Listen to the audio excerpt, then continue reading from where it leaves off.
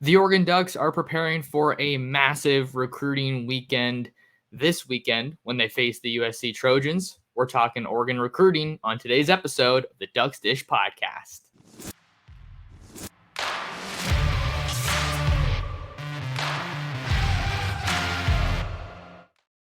And we're back like we never left. Oregon fans, what's going on? How we living? Thank you so much for tuning in to another episode of the Ducks Dish Podcast.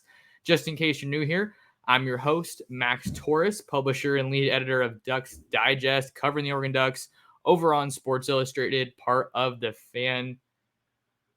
over on Fan Nation, part of the Sports Illustrated network, coming to you from beautiful Eugene, Oregon. It's Tuesday, November 7th, 2023. Super stoked to be back on the pod and to be back in the Northwest. Man, I am so glad to be back here.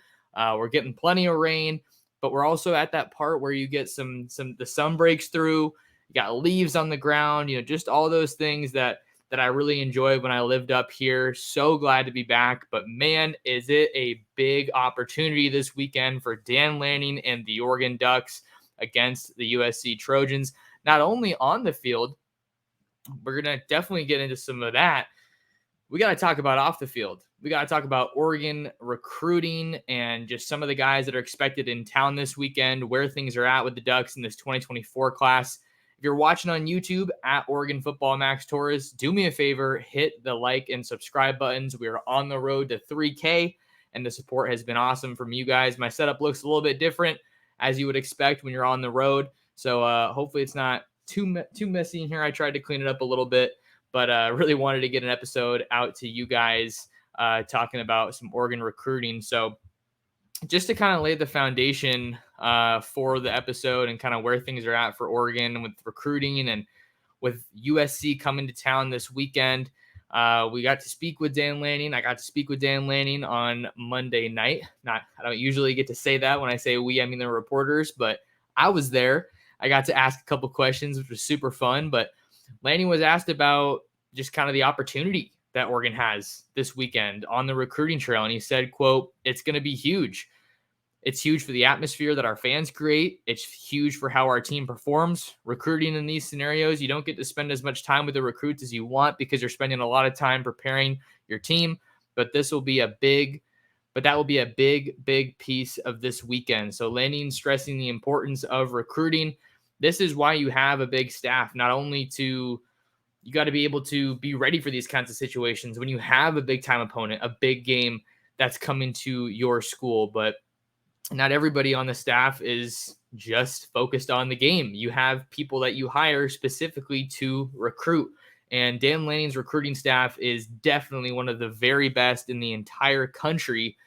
So he's ready for this. They're ready for this. And I think with Oregon and USC, this takes on a little bit of an extra layer of importance because they've become quite the rival on the recruiting trail, right? How many times do we see those top school lists come out and you have Oregon and a bunch of really elite schools.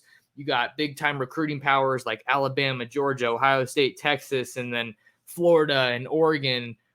And then there's another West Coast school out there, and usually it's USC. So Oregon and USC have become massive rivals on the recruiting trail. They already were. They have been for a long time. But with Lincoln Riley taking over that program, which is in a little bit of an interesting spot right now, to put it lightly, they've surged as a recruiting power. I think they have the number 19 class right now, so not crazy impressive. Oregon's at number 6, last I checked, according to 247 Sports. But Oregon and SC have become huge recruiting rivals. So how can you take another step? How can you help yourself out in a recruiting rivalry?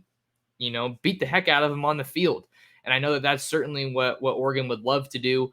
I don't think winning a game like this is going to decide recruitments. I don't think that recruits really operate that way. I think sometimes fans think they operate that way, but I don't think that a head-to-head game like this, or just in general, really is going to be the end-all be-all in any recruitment. But I think if you just look at what Oregon's been able to do against USC on the recruiting trail recently, you don't have to look too far. Look at 2024 with Dakota Fields, a really talented cornerback out of Southern California, Gardena at Junipero Serra. He's committed to Oregon, and I've gotten to cover him extensively since I moved out to Southern California. And he said that Oregon's move to the Big Ten was the green light for him to go ahead and commit to the Ducks.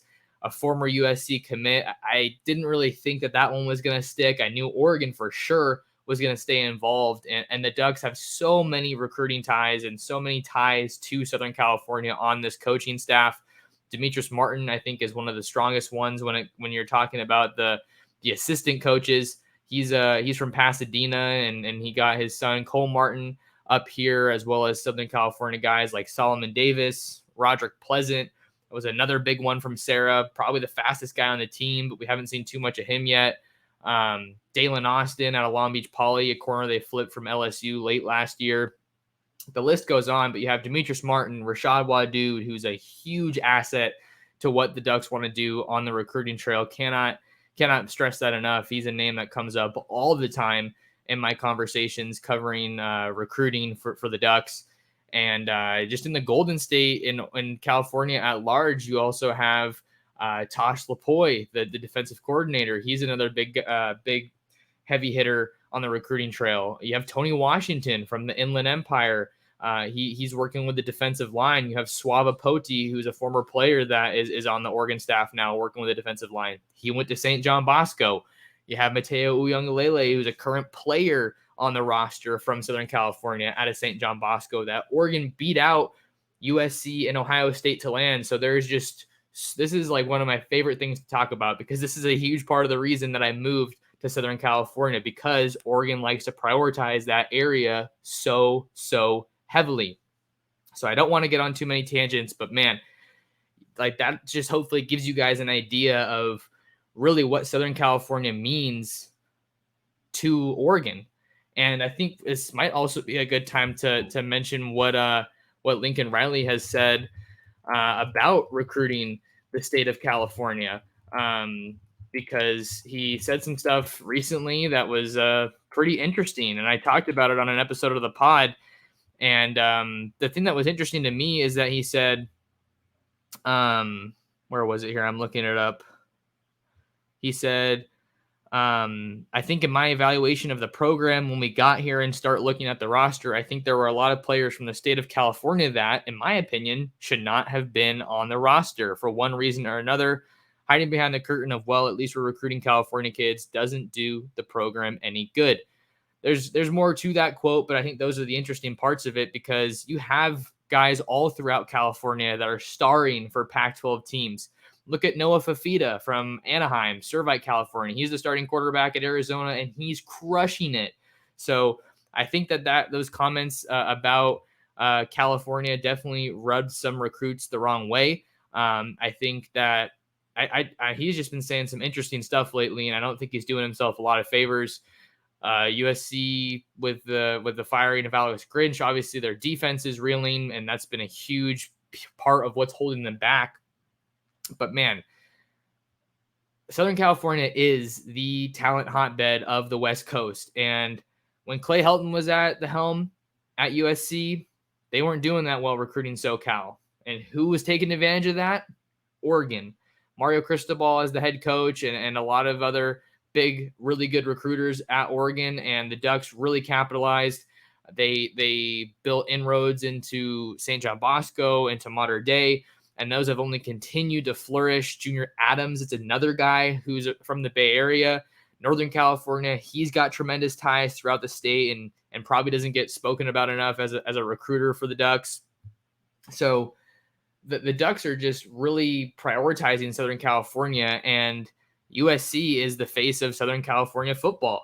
Even though UCLA and Chip Kelly have definitely taken a step in the right direction lately, I think that when you think of Southern California football, it really starts with USC. So just kind of going into some more detail about kind of this weekend and setting the stage for a big recruiting weekend, I asked Dan Lanning about what his thoughts were about what the rivalry means, the rivalry against USC means to the program and means to the fan base, because he's gotten to coach in some big rivalry games, Washington and Oregon State. Those games haven't gone his way clearly, the Ducks' way clearly, but Lanning said, quote, "I think certainly this one, especially the amount of time we spend recruiting in California, the battles that exist just in every sport between our universities, this is one that obviously means a lot to a lot of people. But I can promise you nobody wants to win this game more than myself and our players." So now we have a good sense of just kind of the backdrop of this recruiting weekend for Oregon. And I want to take a look at the updated rankings. You got Oregon at number 6. I don't have my monitor here, so I can't share my screen, unfortunately.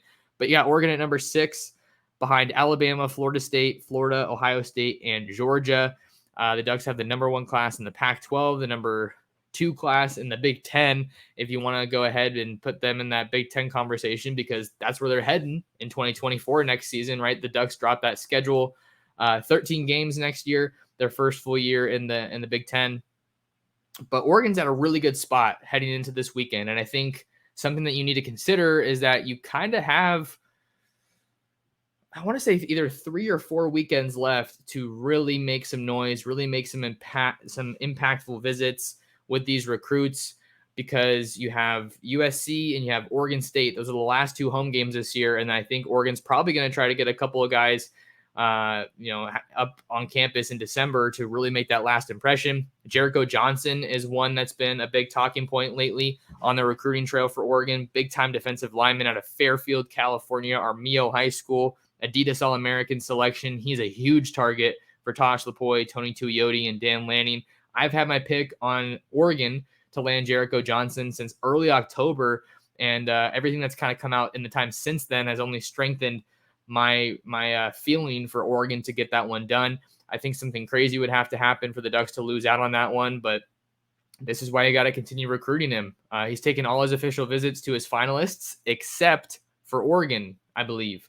Maybe he still has to get out to USC. He's working from a Final Four of Oregon, Washington, Utah, and USC.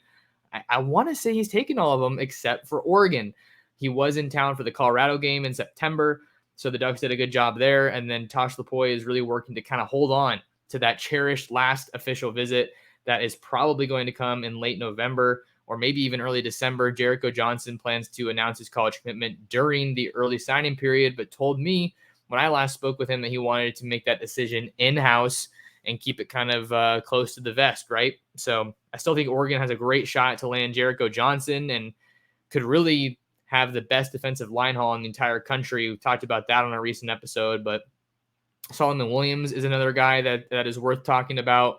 The talented edge rusher out of Tampa, Florida, Carrollwood Day High School. It looks like he took an unofficial visit out to Alabama last weekend, and I think with him reportedly putting Oregon in his top 2 schools, I think you got Oregon and Bama or Oregon and A&M. A&M always does a good job of kind of lurking around in these recruitments. They've really landed a lot of top guys recently, especially along the defensive line, but it's no secret that things aren't really going super well out in College Station. Kind of a messy situation with Jimbo Fisher and the buyout for his contract.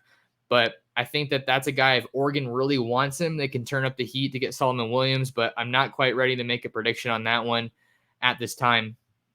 Let's talk about some of the guys that are coming to campus this weekend. You're already seeing some big-time commits that are going to be coming to campus, and if you have a lot of commits on campus, you have guys that are going to be able to ultimately help you recruit. Talk to these recruits and be like, this is why I came to Oregon. This is what I'm seeing. This is what the staff sold me on. This is why me and my family feel comfortable coming here. And I don't think you can overstate the importance or the value of having those guys on campus. And Oregon's getting some of their best ones this weekend. You got both your 2024 quarterback commits. Luke Moga out of Phoenix, Arizona. He's going to be on campus. Michael Van Buren out of Baltimore, Maryland. He's going to be on campus. And then you also have just today, Jordan Anderson, 2024 Oregon wide receiver commit out of Newport Beach, Newport Harbor High School. He's going to be on campus as well for a visit. And I know that he has definitely been a vocal recruiter for the Ducks. He's super stoked to be coming to Oregon. So you have those guys on campus, and you really want to try to close the gap. I think that the nice thing for Oregon with where they're at is that they're pretty full already when it comes to just the pure numbers in this class. They have 24 commitments right now with with Aiden Breland and Sione Laulea being the latest ones. But because they have a pretty full class, that allows the staff to really focus in on a couple of these top guys that are still remaining in they're still on the board, and they're going for some flips too. I think that's something that we can talk about a little bit later as well. I think one of the biggest names that's going to be on campus in the 2024 class is Roger Saliapaga from Orem High School in Utah. That's where the Ducks found Noah Sewell in the 2020 class, so they definitely have some strong ties there. We know that Dan Lanning and the coaching staff have been super high on the talent coming out of the Beehive State. That's kind of a cool state nickname, but they've really liked some of the talent coming out of there. You have guys like Jackson Powers Johnson and Jeffrey Bossa that came out of the state of Utah. And I think the Ducks still want to add some more talent offensively. This is definitely a defensive heavy class. And I think with good reason, you need to bring in difference makers along the D line, along the edge, and certainly in the secondary as well. But they're not taking that offensive side for granted. And I think Roger Saliapaga, with him taking his official visit to Oregon this weekend, the Ducks can really make a move there. I felt pretty good. I have my pick on Oregon. He's going to be announcing his college commitment on December 1st. So give or take about 3 weeks for Oregon to try to seal the deal here. He was on campus for the Colorado game, so getting him back relatively soon after that visit is only going to help them, I think, try to win out in that recruitment. But you still have some other programs that are lurking there. He has a top 10, but I'd wager it's kind of down to a top 4 or 5. Auburn's another school that's been in the mix there with Roger Saliapaga, and he's going to be visiting Auburn for the Iron Bowl later this month against Alabama. So that's a school that you can't count out. That's kind of been the biggest threat that I've been hearing about with Oregon, in terms of Oregon's biggest threat there in that recruitment. And you also have Tennessee taking on Georgia in a couple weeks, I think, and he's going to be making it out to Knoxville, out to Rocky Top for that visit. For that game to take his official visit. So 3 official visits left for Roger Saliapaga. Utah is another school that is heavily in the mix there. And you figured that Kyle Whittingham and the Utes have to have a decent shot because that's the home state school. Never been a school that's been recruiting at a super elite level, but I think they just do such a good job of getting the right guys in that system, in that culture, in that program. And then obviously what they've been able to do, they kind of hit a little bit of a wall, right, with Oregon, just with all the injuries that they have. But what they've been able to do, Kyle Whittingham has definitely proven that he's the best coach in the Pac-12. And Saliapaga told me after that Utah official visit, which was against Oregon, which I think only helps Oregon's case. He said that was kind of a trip that really reminded him why he loves Utah and why the Utes are a big contender for him. So those are some of the big names that are expected on campus this weekend. I think that there's some buzz around Xavier Filsaime, the 2024 5-star Florida safety commit out of McKinney, Texas. He did a recent interview with Mike Roach of 24/7. He was actually out west last weekend for his for a USC visit, so they're staying in the mix there. But there was an interesting little tidbit that came out of that interview with Roach. He said, "I think the quote was, I'm done with OVs for now, but I might visit Oregon this weekend."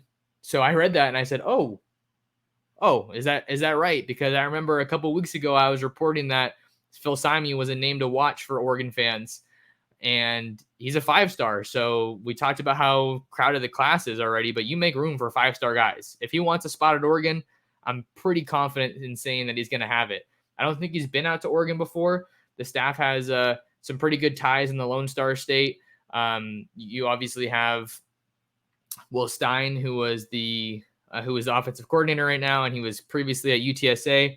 You also have Antonio Parks, who was at UTSA. He's one of the newer additions to the Oregon staff. I think he's someone that is doing a good job in helping Oregon recruit the state of Texas. They got Aaron Flowers, the Ducks did, out of Forney, Texas. I remember I went to a wedding kind of in that area, so I was trying to rack my brain. But the Ducks already have a couple of good safeties. Aaron Flowers is a blue chipper. Then you also have Kingston Lopa out of the Northern California area. And there's been some chatter about him playing linebacker because he's so big. I think he's 6'4", 6'5" safety. But the Ducks are going to try to pull off some fireworks. They're going to try to pull off some surprises in this class.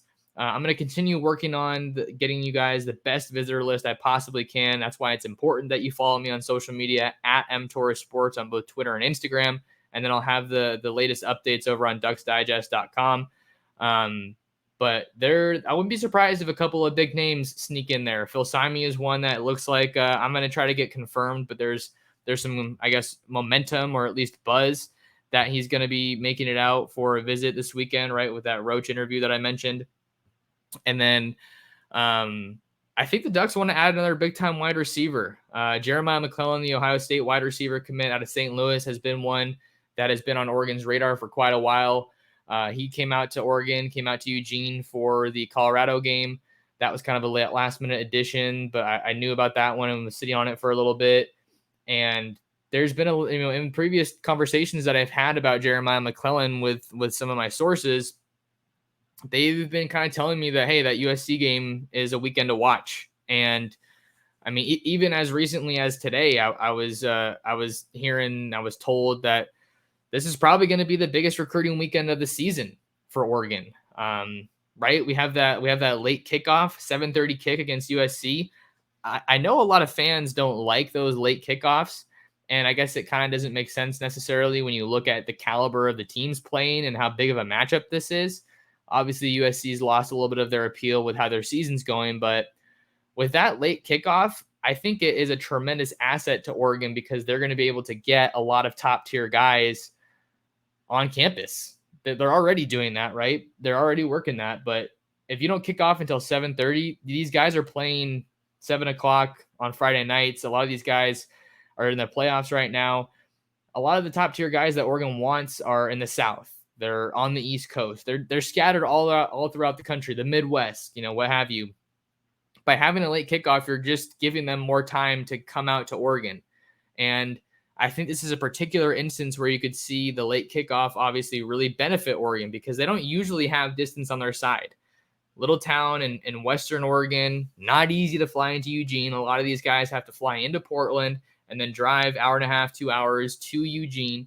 So that's something that you got to think of. And I think that that's only going to help increase the caliber of guys that are coming to town this weekend. I'm not really hearing a whole lot of buzz as far as any commitments looking likely, but I think that that's huge that the Ducks are going to get some big time guys. Another one that I'm thinking you got to keep an eye on is Achilles Smith Jr., the 2025 Oregon quarterback commit out of San Diego, California, Lincoln High School. I think he might be trying to make a trip out either for this game or maybe the Oregon State game based on what I've heard. So this is a really big opportunity for Oregon because the Ducks did a really good job when they played USC last time in Johnson Stadium in Eugene in 2015 with Vernon Adams Jr. He diced up that Trojans defense for 6 passing touchdowns, I think, which tied a program record. And I think if you're Bo Nix and the rest of this Oregon offense, you got to be licking your chops looking at this USC defense because they've been all out of sorts all year. They really have. And then you fire your defensive coordinator.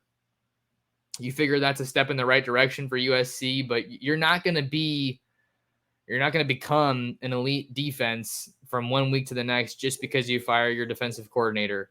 I don't think that's the way it works. So I expect Oregon's offense to put on a show. I'll have my score prediction story out on Ducks Digest tomorrow. That's Wednesday, November 8th.